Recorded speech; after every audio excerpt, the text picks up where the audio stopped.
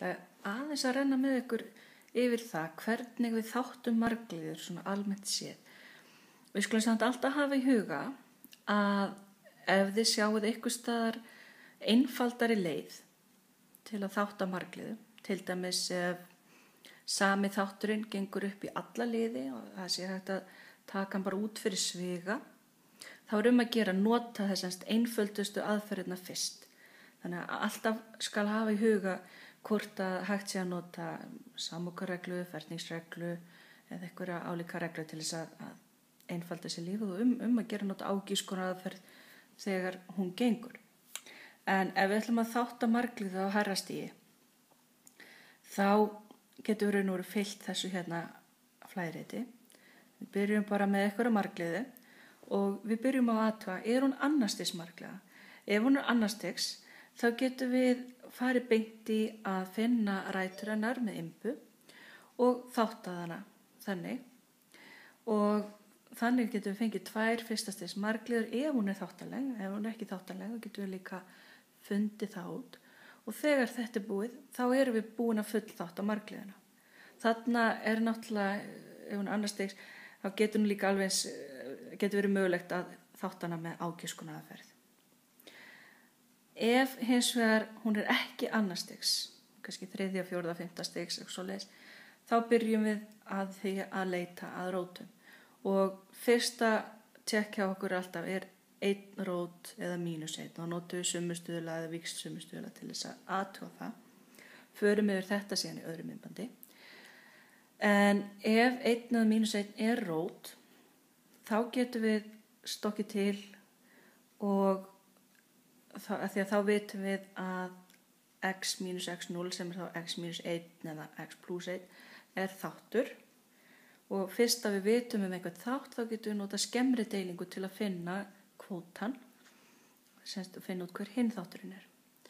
Og eftir að við erum búin með skemmri deilingu, þá notum við þáttaregluna til að þátta q af x, til að þátta margliðuna sem við vorum með, og næst ætlum við að taka þessa margliðu q af x sem við fundum með skemmri deilingu og við ætlum að þátta hana.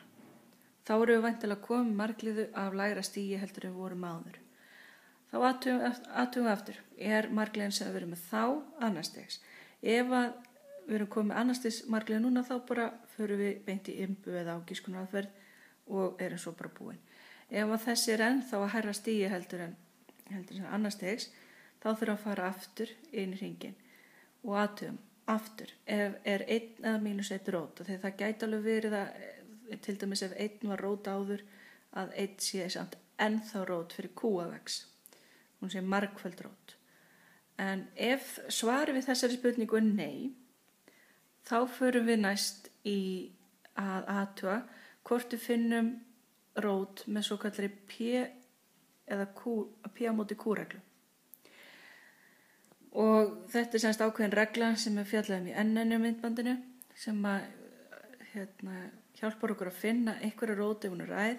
Ef þessi regla gefur rót, þá bara förum við í söma ferli eins og ef 1 eða -1 er rót. Það er að segja við athugum hvort að, við vitum þá að x minus x0 er þáttur, þá getum við fundið kvóta með skemmri deilingu og ætlum síðan að þátta kvótan. Og þannig getum við farið hring eftir hring í þessu ferli, þangað til það kemur að því að við erum annarkvort komið með annarstigs margliðu eða að hvorki 1 eða -1 né p á móti q-reglan gefur okkur rót. Og þegar það er komið, þegar við fáum nei út af báðum þessu spurningu, þá erum við búin að fullreyna þær aðferðir sem þið er að kunna á þessu stíði, þannig að þá getum við sagt að þetta sé fullþátta. Og en eins og ég segi, við höfum alltaf í huga reglur eins og samlokareglu og ágískunaraðferð og jafnvel svigáttur í sviga eða eitthvað slíkt. Þá við höfum ýmsar leiðir til þess að þátta. Skoðum endilega síðan núna, það er hægt að sjá þessa aðferð, 1 eða -1 rót. Þetta er í myndbandi sem heitir þáttareglan og síðan er sérstakt myndband p á móti q-regluna.